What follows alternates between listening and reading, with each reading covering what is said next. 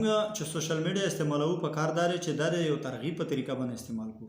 زه لکه د خپلې خبرې وضاحت په د مثال باندې کوم.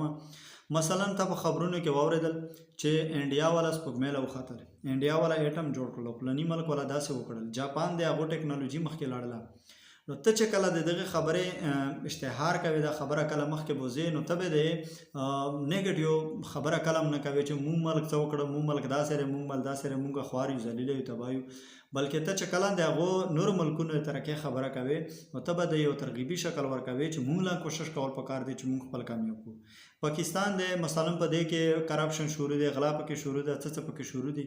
اوس که زه وایم چې دا ګنده ملک دی، بل هم وایي چې دا ګنده ملک دی، بل هم وایي چې ګنده ملک دی، نو دا ملک به اخر صفه کوي څوک؟ زه یم سوشل میډیا استعمالوم، زه یم په ریال لایف کې مخامخ د خلکو سره چې کومه ملاویږم، بیانونه کوم، تقریرونه کوم، شاګردان مې دي، ملګري مې دي. په کار دا چې هغه غذا هغوی له د ملک د اهمیت او د ملک د جوړښت اصول او ترتیب ښایم. زم چې خشم بلم خشي، بلم خشم بلم خشي، ټول چې خشو انشاءالله زموږ حکمرانانو لا باندې خبره ورسیږي. بل چې مشران جوړیږي، ایم ان ای شي، ام پی ای شي، بیا پسې مخکې درومي تر دې پورې چې وزیر اعلی شي او بیا د هغې نه پس وزیر اعظم شي، صدر شي.